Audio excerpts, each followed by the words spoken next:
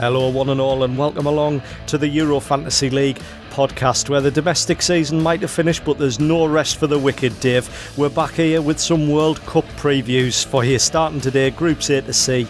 I'm Jamie McLean, and I'm joined as always by David Fennick. Hello there, Dave.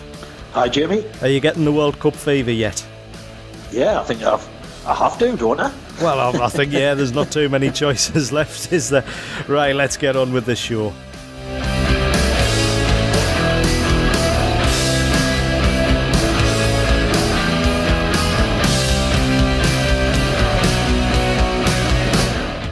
Yes, welcome along, as I say, to the EuroFantasyLeague Podcast on behalf of EuroFantasyLeague.com, of course. And we're here looking ahead to this summer in Russia, Dave. We've got the World Cup coming up, and we're going to be covering Groups A to C today.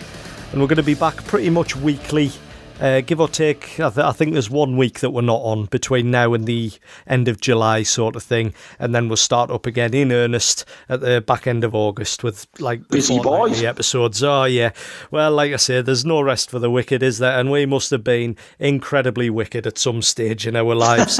So yes, I think you know what? I think me and you should have a little wager on maybe 4 teams for the World Cup, and we'll work out a point scoring system, and whoever's teams get the furthest in the tournament claims the money. Yeah. All right. Okay. That could be interesting. I was thinking that'll give us a bit of interest, won't it? Yeah, it would. And I was also thinking about doing for this World Cup, but we left it a little bit late. So maybe do it for next season. The first episode of the new season, we'll both make a few predictions, seal them in an envelope, and then at the end of next season, we'll open them up and see how we did. So maybe do I think after we've previewed all the groups, after we've done the last group is it next week or the week after, we'll see our 4 teams, yeah? Yes, well, we're doing Groups A to C this week, and then D to F next week, and then G and H the week after. So that takes us nicely through to the earlier stages of the tournament.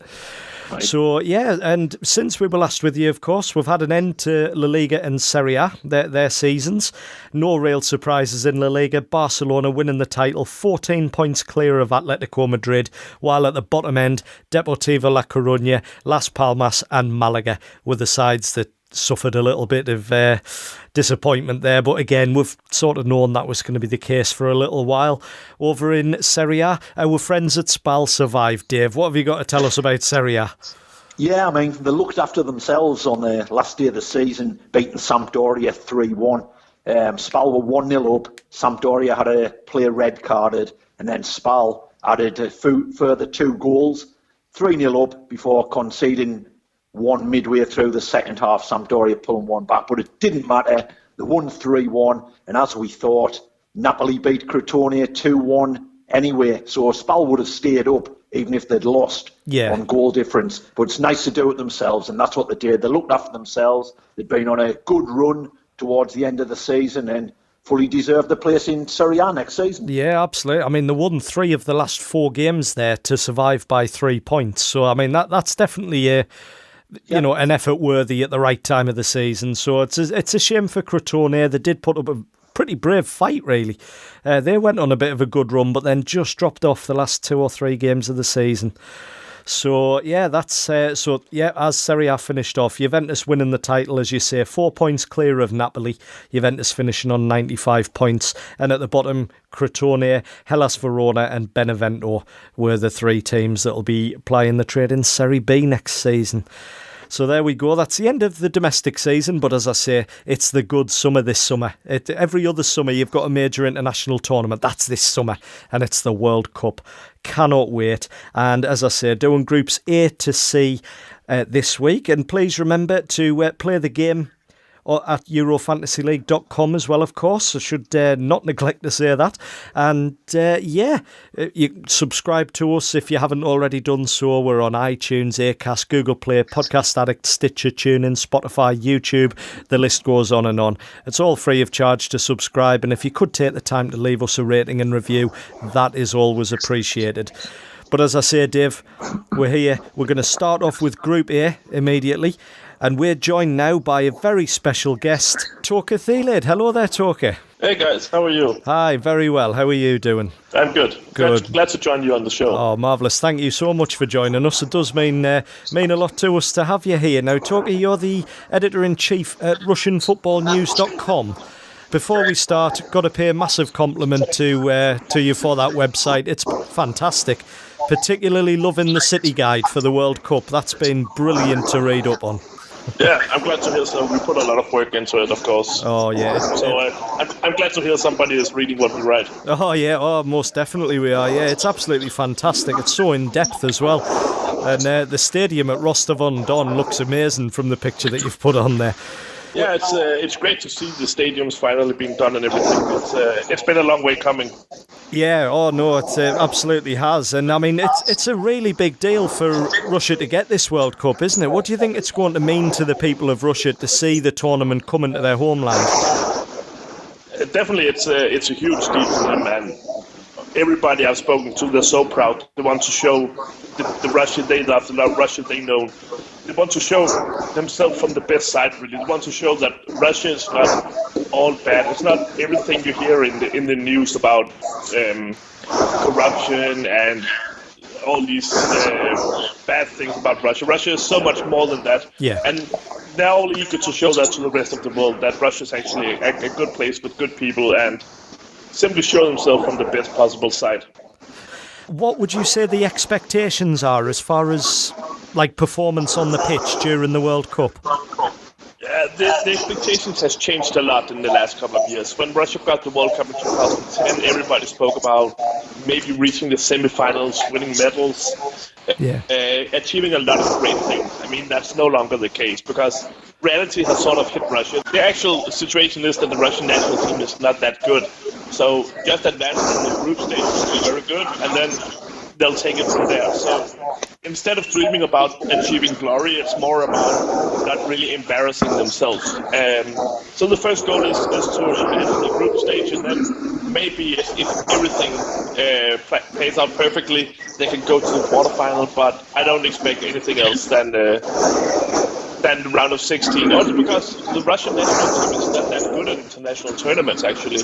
They've only advanced in the group stage once. That was at the Euro in 2008. So they hope not to embarrass themselves. Yeah, I was just about to say the lowest ranked team of the 32 teams and failed to advance past the group stages of any tournament since 2008, like you've just mentioned.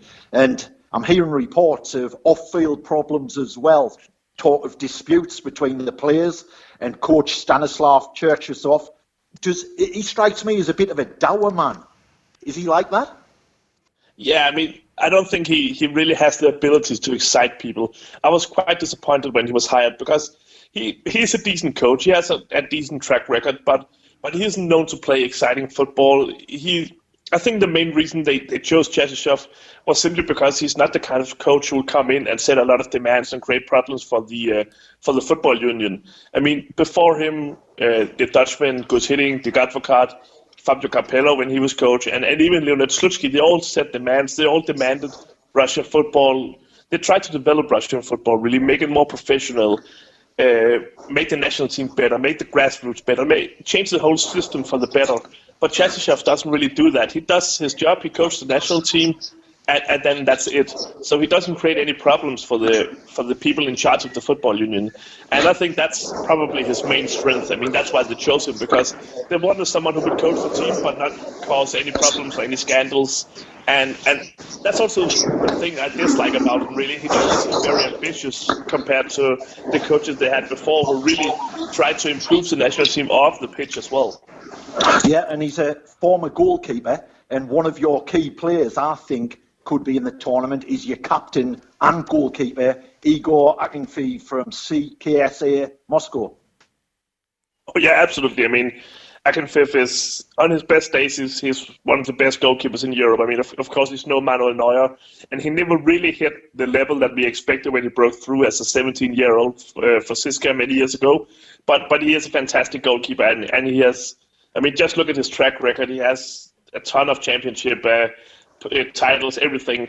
Unfortunately, he has a nasty habit of not really meeting his not really playing up to his best in the big games. We saw, for example, in France 2 years ago, he made some nasty mistakes. He had that unfortunate record of, I think it was about 40 games in a row in the Champions League without a clean sheet. So he has some problems in the big international games, which is a shame, because he is definitely a quality player. I mean, when you watch him week in and week out in the Premier League, you will see that this is definitely a great goalkeeper. But yeah, he needs to show his best at the World Cup for Russia to have a chance, because if he makes the mistake that he did in the past, like at the Euro and such, then Russia will definitely have a very difficult time. Yeah, because I mean, he is the clear number one choice, isn't he? I mean, he sits there with 104 caps. I believe is he the second most cap player in the squad? And after Ignashevich, I believe. Yes, that's right. Yeah, Sergei Ignashevich. Yeah, and what's your expectations? As you say, Akinfeev, fantastic goalkeeper. Assuming he's able to then translate some of that fine domestic form over onto the international stage, who would you see as the key players directly in front of him, like in the defence? You know, is there any players that you've resting a lot of hopes on there? Yeah, Russia has had some problems in the defense because they had some unfortunate injuries. First, Georgi Chikir from Spartak Moscow got injured out for the season. Viktor Basin from CSKA Moscow was out for the season. So they're both missing the World Cup, even though they would be normal starters. So Chesyshev just announced his starting lineup for today's friendly against Austria, where he plays with Ignashevich and Vladimir Granat. Ignashevich, of course, has tons of experience. I mean, he has been around for ages now, and he just unretired from the national team to help them after Ruslan Kambolov was injured from Rubik Kazan. Vladimir Granat as well is a decent player, but he doesn't have the international level. I mean, I think he's got 11 caps, hasn't he? To step up in a big game like at the World Cup. So Russia's defense is definitely shaky, and it is the weak link of the team. Okay. Moving forward, have a look in midfield. You've obviously got Denis Cheryshev there, who's a pretty good player, I would have said. Still only got 10 caps so far. And Yuri Zhirkov, which was a name I was glad to see in the squad as well. Yeah, it's funny with Cheryshev because he's probably the most famous player in the national team squad, but he doesn't really play a role in the national team. He has barely played in the last couple of seasons, and I mean it actually surprised me that he was included in the World Cup squad because he hasn't played very much lately, and he is the odd man out. I mean, he hasn't gotten his international breakthrough yet on the national team, so I hope it comes soon because he does have some skills that very few Russian players have. But he's not really a profile for this Russia team. I mean, I don't even think he'll get that much playing time at the World Cup. Okay, well, like you say, I mean, just when you were saying about him not having a massive role necessarily for the national team, looking at it, aside from the midfield, it is a fairly inexperienced squad, isn't it? Just looking at the number of caps here. I mean, up front you've got Fyodor Smolov with 30 caps to his name. And outside of the midfield, that's just about the most, aside from Akinfeev and Ignashevich, isn't it? Yeah, and Takoev as well. Right, yes, apologies. But yeah. It's true. I mean, after the Euro in 2016, Cheryshev, he expelled a lot of the old guys. I mean, we had the Berezovsky twins, for example, retired. Roman Shirokov left. Igor Denisov hasn't been around the national team for ages now. So he is trying to bring through a new generation of players, like guys like the Ridenchuk twins, Alexander Golovin.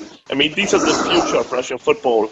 Yeah. And it is an interesting time. Also, a guy like Roman Suplin, Alexander Tashev. It is an interesting time because there are coming some new players through, and they are talented guys. So it'll be very interesting to see where they end up, if they try the luck and go abroad, or if they stay around Russia like Takoev and Akinfeev and never really reach the level we expect from them at this stage of their career. Yeah, Toke, we've spoke about sort of all the on-the-field stuff. Now, off the field, there's been sort of hooliganism, well documented, things like that. Do you think it's going to go off? It's going to go off this World Cup peacefully, or is there concerns from yourself about trouble? I mean, the World Cup is a big stage, so it won't only be Russia fans in the World Cup. I don't know what fans from outside Russia plan to do, but I don't expect any major problems from Russia because the whole there's such a tight control with the hooligans, the Russian hooligans. They are being closely monitored. They've been so for a long time now, and they know that they can't really do anything because the police know exactly who they are, where they live. And as we all know, Russia has a pretty loose relationship with human rights. So, I mean, they simply can't afford to do anything because then they will be punished. Then after the World Cup, that's what will be interesting because then once the cameras are moving away from Russia, the whole spotlight is gone, then I expect it to be business as usual, and you'll see, okay, the hooligans can return. You'll probably see racism return to the stadiums as well, unfortunately. But during the World Cup, I don't expect any real problems.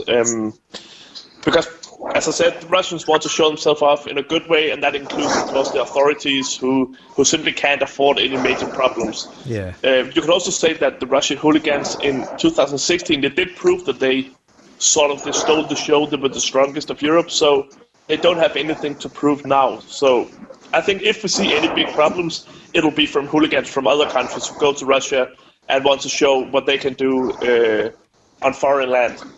Yeah, fair enough. That's always a big problem. Like one of the drawbacks of a tournament like a World Cup, isn't it? Just like a melting pot of different cultures and, as you say, hooligans from all over the place. So just got to hope that, you know, Russian authorities are able to keep them all in check, regardless of which nation they come from, you know.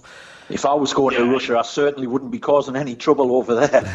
No, and that should be mentioned as well. I mean, going to football in Russia is a bit of it can be a strange experience because the police the police presence at football games is insane. I mean, outside of stadiums, there's simply no room to cause any problems because you will have police officers standing shoulder to shoulder all the way from the stadium to the nearest metro. So even if you want to do something, it's simply impossible. And at the World Cup, of course, that would be the case as well. I mean, that's the case even at small league games in the Russia, in the lower divisions. There's such an insane amount of police at the games. So that's also, of course, why the Russian hooligans, I mean, you don't see big problems around the stadiums, really. They've been moved outside in the forest and in the suburbs because around the stadiums there's too much police simply, and yeah, that would be the same thing in the World Cup. So I don't expect any big problems there at all. Okay, marvellous. And just quickly before we bid our farewells, just a quick one. Are there any particular games that you can see that's really making your mouth water for Russia at the World Cup? Is there anything that really stands out for you so far?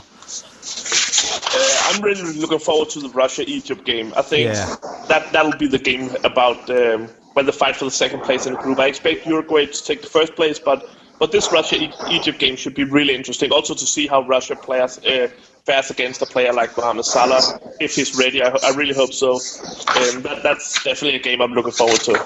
Yeah, no, I was kind of thinking along the same lines, I've got to admit. I just wanted to get your take on it because, I mean, the latest is that Mohamed Salah will be in the squad and will be ready to return for the start of the World Cup.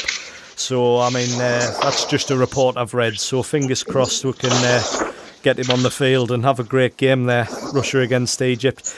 Toke, that's been absolutely fantastic. Thank you so much for taking the time out to join us, and hopefully we'll be able to speak to you again in the later stages of the World Cup.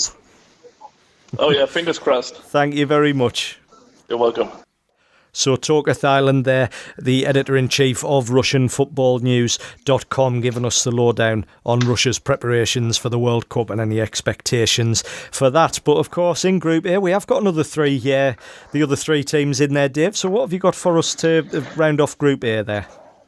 Yeah, we've got Saudi Arabia, Egypt and Uruguay. And I'll start with Saudi Arabia, who, unbelievably, 2 coaches have been sacked since they qualified for a 5th World Cup. That's amazing, isn't it? It is. Edgardo Bauza was dismissed 9 days before the World Cup draw after only 5 friendlies in charge. Oh, wow. That doesn't sound like he was given much of a chance, to be fair. No, absolutely mental, isn't it? So anyway, new coach Juan Antonio Pizzi, he's just been recently installed. and their best ever performance at a World Cup was a second round exit to Sweden at the 1994 USA tournament. Okay. Sorry, just me little girl not wanting to get in the bath in the background there.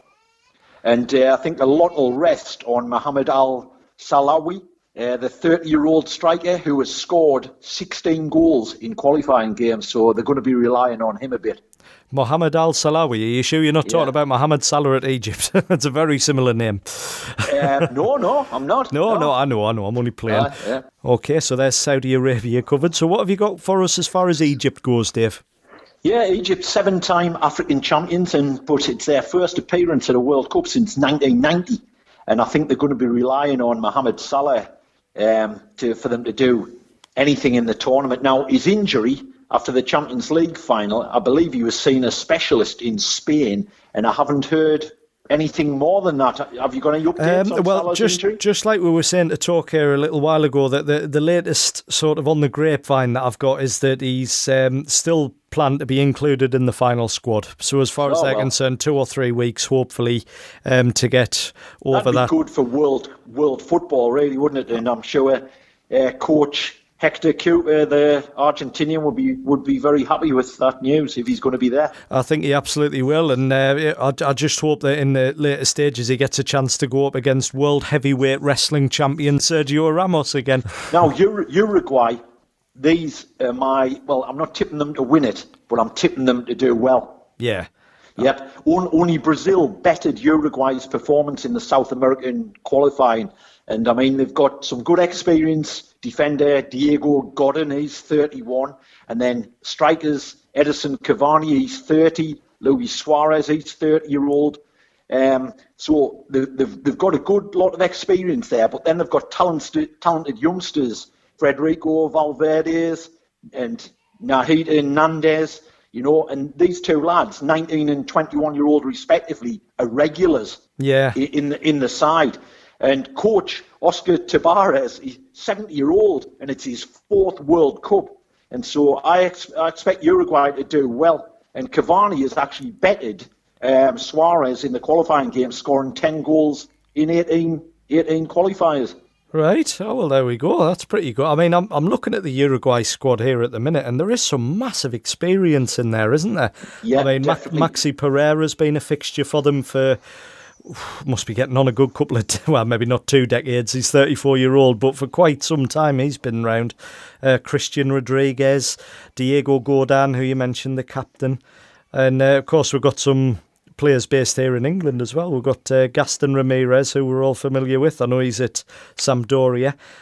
I'll look at them, and I always quite fancy Uruguay at major tournaments. Yeah, I think we'll do well, and I'm probably going to upset our Russian correspondent Toke here, but I expect Uruguay and Egypt to qualify from Group A. See, I'm going to go Uruguay and Russia. And right, that's not in the interest of avoiding upsetting anybody. that's what I'm quite fancying. Okay, we might have bets on this as well. Yeah, let's do this. One of us is going to be skint in July. Let's do this. I know which one. It'll probably be me that's skint, to be fair. Right. But I think that just about sums up Group A. So we're going to head off for a quick break, and then when we come back, we're going to be looking at probably one of the groups of death, I would have said, in the World Cup. Actually, Group B. So we'll be right back.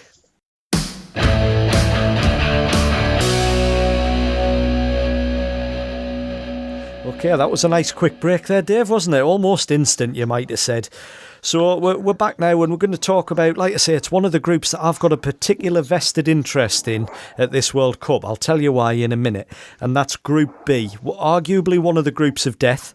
You've got the European champions Portugal, former world champions Spain, and you've got Morocco and Iran in there as well. So that's going to be a big group, that one, isn't it?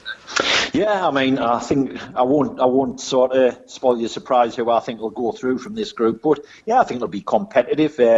Portugal, time running out for Ronaldo to win the World Cup, isn't it? Well, yeah, I mean, there is. He's got this one. You could maybe stretch it out to one more. You would think. Do you think he'll still be around for the next one? I think quite possibly, yeah. Right. I think he's a player a lot like Beckham. I think he could go on for quite some time. But I would argue that if they can't win this one, he's maybe got one more chance at an outside push. Yeah, and They've got an experienced squad, really. You know, they've got Pepe, no-nonsense defender in there. They've got João Montinho, the skillful midfielder. And up front, Andrea Silva, who's a good foil for Ronaldo in attack. So Coach Fernando Santos will be hoping to go well. And, they'll be competitive, Portugal. Yeah, I think they will, I mean, was that Adrian Silva there at Leicester City in midfield as well? Ricardo Quaresma, who was there when they won the European Championships. I think it's a good squad, and it's always going to be a threat when you've got players like Ronaldo, João Moutinho in there, you know, William Carvalho. And I'm really looking forward to their game against Spain. Because I'm going to be in Portugal when Portugal play Spain. So I think that's definitely an occasion for getting the fans on. Leave the wife and child at home. I wouldn't get away with leaving them at home because I need them on the plane with us. Not to go on holiday yourself. I meant that night. I think I may have to make me excuses and find a local bar. Beer spilled all over it. No, absolutely not. No, I think I may have to excuse myself and find a local bar for that one though, because that should be great. But Spain, I mean, side packed with quality. De Gea, Ramos, Piqué. It'll be Iniesta. It'll be interesting up front. Who do you think is going to get the nod, Morata or Diego Costa? Well, I would say Diego Costa more than likely. Cause, I mean, Morata's had a few struggles, and I'm just having a little look at the final squad. I'm not sure Morata was actually included in the final squad. He must be. Up front, Diego Costa, Iago Aspas, Lucas Vazquez and Rodrigo. Really? Yeah, so there you go. Yeah, no Morata, Cesc Fabregas or Marcos Alonso. But then again, Morata has had a little bit of a troubled season, hasn't he? Yeah, he has a bit, but I thought he'd be there. But anyway, Spain in qualifying, 9 wins and 1 draw.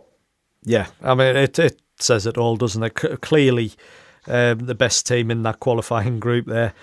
And, moving on to Morocco. Yeah. 20 years since they last qualified. 20 years, is it really? France 98 when they were last there? Morocco, Ajax midfielder Hakim Ziyech, he'll be prominent, I think, behind anything good they do, and Yunus Belhanda. Yes, absolutely. Belhanda there, the Galatasaray midfielder. I think he's... The coach, Hervé Renard, the French coach. Renard, He's won the African Cup of Nations with Zambia in 2012 and the Ivory Coast in 2015. He's got a good record, Hervé Renard, as well. He's been a very stylish gentleman, Hervé Renard is, and former manager of Sochaux, Angola. He's got a lot of experience, most recently at club level at Lille a couple of years ago. And I don't know whether I mentioned the midfielder, or did you, Nabil Dirar? I didn't, but feel free to. I think he's a decent player, and so people will be looking at him. And it's a chance, for some of these lads to put themselves in the shop window, isn't it? And move on in the summer. I mean, you've got players like Nabil Dirar, he's Fenerbahce, 34 caps he's got, 32 years old, so it's maybe he's a little bit of a swan song for him. Although then again, similar sort of age to Ronaldo, so there could be a chance of another one there. And the last team in the group, Iran, unbeaten in 18 qualifying games, and the first time they have ever qualified for back-to-back World Cups.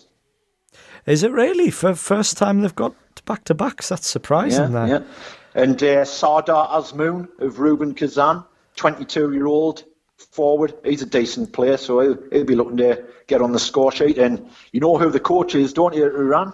Carlos Queiroz. Yeah, the Portuguese.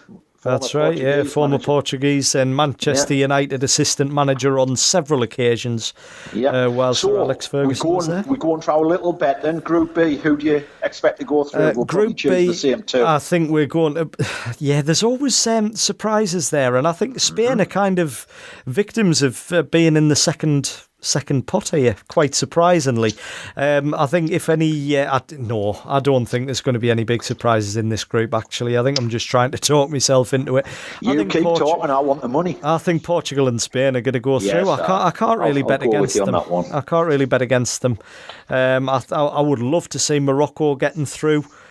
I don't really want to say at which team's expense, though. That's the problem, because, I mean, we cover Spanish football. I'm going to be in Portugal. I can't really go for any other two teams. Okay. Quick break, and then we'll be back looking at Group C.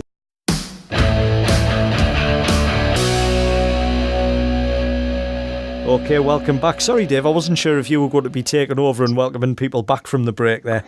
Nice you handing over there. I could get used to that. I'll just sit back, I think. Fair enough. Yeah, like we say, we're here for Group C to round off this week's episode. And Group C, of course, consisting of Australia, Denmark, France and Peru. France, very young side, plenty of flair in there. But how will they go on at this tournament? You know, the defence is a bit suspect, you know? Yes, it absolutely is. And I was going to just start off. My first real notable thing for the France team. I know Hugo Lloris, great goalkeeper, 96 caps. There's a fair chance he's going to break the 100 caps during this tournament, all being well. But the third choice goalkeeper for France, Alphonse Areola at PSG, who was basically the finest goalkeeper in the French League One this season, and I just wonder if he's maybe going to get a little bit of a nod ahead of Steve Mandanda if the chance comes up. Right. I mentioned the defence is a bit suspect now. Raphael Varane, he'll be, you know, he's got loads of experience. He won the Champions League a few times with Real Madrid, and he'll be trying to hold that defence together. Yeah, I think he absolutely will. He's the most experienced at international level of the defence, I would say. I'm just double-checking my facts there, but I'm pretty confident. Yes, he is, that's right. Coach Didier Deschamps, he's done a half-decent job, but he's yet to deliver a trophy for Les Bleus, you know, so... Yeah, well, that's it. I mean, France, they're always a team that you're going to fancy to do well, but they've never quite recreated the magic of France 98, have they, really? I mean, they're sort of... Yeah, I believe they won Euro 2000 as well, didn't they? But their first defence of the World Cup, they went out in the group stages, and that was a real shock. Yeah, they sometimes freeze on the big stage lately, haven't they? You know? But I mean, you've got some massive players there. Australia, I think Australia will be competitive, but they always seem to struggle to score goals. You've got Jedinak in there from Aston Villa, and they're going to be still relying on Tim Cahill, who's 37-year-old. Yeah, I know, and playing back at Millwall again, which was a nice little throwback as well, having Tim Cahill back at Millwall. Didn't play many games, though, did he? No, he didn't. But, I mean, there's a couple of players that sort of stand out who I've managed to see in person in the past as well. Jamie McLaren, the striker for Australia, he's got 5 caps. I was there for one of them. That was when they were playing England. And same thing with Aaron Moy as well. I remember him being certainly the best Australian player on the pitch that night. They played at the Stadium of Light. So I think he could be a real key player as well, Aaron Moy, the Huddersfield midfielder. And you've got the beautifully named Joshua Brillante. So are we going to get some brilliant performances there? I just had to do it, David. You'd be disappointed if I didn't. I had to. Yeah. It would be a missed opportunity if we didn't. Right, I'll move on quickly to Peru on that note. Oh, okay. So, a lot of the Peruvian side ply the trade in Mexico. You know, the goalkeeper, Pedro Gallas, he's in Mexico. Defender, Luis Anvacula, midfielder Pedro Aquino, and Anderson strikers Santa Maria Raul as well. Rudiaz and Andy Polo, you know. Yeah. They're all playing in Mexico. Coached by an Argentinian, Ricardo Gareca, and it's the first World Cup since 1982. Now, there's trouble because Paulo Guerrero, the 33-year-old Flamengo striker, is being banned for testing positive for cocaine. Yes, that's right. His original ban now has gone up to 14 months. And he's claiming it was in a cup of tea he drank. And it's interesting that the captains of the 3 other countries in this group, Denmark, France and Australia, have all wrote to FIFA saying to quash the ban. But the last I heard, it's for 14 months and he won't be taking part, and Peru are going to miss him. And yeah, they are. And I mean, it's reminiscent, that is, of sort of Adrian Mutu as well several years ago. You know, that was quite a... I'm not condoning it when I say it's an excessive ban, but you sort of... I don't know, you feel like there's certain other things that players can be banned for testing positive for where the ban's nowhere near as long as that. Yeah, you know? Yeah. So. And finally, Denmark in this group haven't been at a major tournament since 2012, and that was the Euros, And Christian Eriksen's form will have a massive bearing on how Denmark do? And I don't know whether you realised he was just 18 when he made his World Cup debut in 2010. I didn't, but I read something. I read that a little bit earlier on, and I was really surprised because I do remember Christian Eriksen then, reading up about him and all that. Great player. Yeah. And Coach iHeartRadio, the 64-year-old Norwegian, he'll be hoping he does well, because as I say, it'll have a massive impact how he does at the World Cup, how Denmark do. Got some really good players in the team. I mean, in goal, they've got quite a strong goalkeeping ranks. They've got Kasper Schmeichel, of course, the number one. Jonas Lossell, your friend at Huddersfield. He's, I think, going to be third choice behind Fredrik Ronov. Yeah. But, I mean, in defence, you've got, let's have a look, Jonas Knudsen, Andreas Bieland, Andreas Christensen, and as you say, Christian Eriksen, Thomas Delaney. There's some really good quality players in that Denmark team. I mean, moving up front, Victor Fischer's there, Martin Braithwaite, who's had an amazing season at Bordeaux, certainly a strong end to the season. And Andreas Cornelius as well. Sorry. So who you tipping to go through? Nicholas Bentner from Group C. Nicholas Bentner. No, I'm only joking. I think which two teams to go through? I think, again, France, I mean, they've shown they're capable of throwing it away, but I don't think they will do on this occasion because they've got players like Thomas Lemar and Antoine Griezmann up front. I quite fancy France to win the group there. And having a look, I'm going to say Denmark. Yeah, I am as well. I'm torn between only differed Australia. on one thing, and that was, we've both said Portugal and Spain, we've both said France and Denmark, and I said Uruguay and Egypt. You've said Uruguay and Russia. Yeah. So that's Group C, B and C, all covered for our World Cup I'm not edition. comfortable. The one thing I've liked about this World Cup is you haven't sent me any quiz questions, so I'm loving this relaxation. I know, I forgot, didn't I? No, you've brought it up now. If you would like them, I can absolutely have them sorted for you. I'm a little bit torn with that Group C going for Denmark because I do quite fancy Australia as well. But I'm gonna stick with Denmark. That was my gut instinct. So yeah. So essentially, the only difference maker we've come up against so far, as you say, is I say Russia, and you didn't. So you're clearly going to lose that one. So that's the first World Cup one done. Thanks for Toke for coming in. Yep, absolutely fantastic. Toke Theilade. Check his website out that we were talking about earlier, RussianFootballNews.com. It's fantastic. The city guides on there are just really nice to read. You can really get a feel of the sort of atmosphere around the World Cup, and that's on RussianFootballNews.com. And don't forget, of course, to stick with EuroFantasyLeague.com as well. They are going to be with you throughout the summer. So we've, they're not to be forgotten about just because the domestic leagues are finished. And yes, Dave, we're going to be back next week. We're with you every 7 days. We're on now.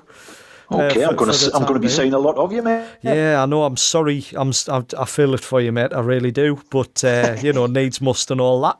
And thank you very much, Dave. We've got guests lined up, certainly for the next couple of episodes and probably beyond as well. So it should be a really good summer. I'm really quite excited about the direction of the podcast this summer. So we're going to leave it at that. And do remember, you can check us out on Twitter. Who do you think's going to advance? Give us that from Groups A to C. Who are your picks for the two teams from each group to advance? We're on Twitter at EuroFantasyPod, or you can email us as well. That's EuroFantasyPod@gmail.com. Dave, you're on there as well, aren't you? At Davey Fennick. Yep. If you ever want to have a little laugh at Dave for anything, although I don't think there's been too much to laugh at here. Nothing too embarrassing. And I'm on there at JamClean1984, and I know that Dave is probably going to punch me next time I see him. So there we go. That's all summed up. See you next week, mate. Dave. Yes, we'll see you in a week's time.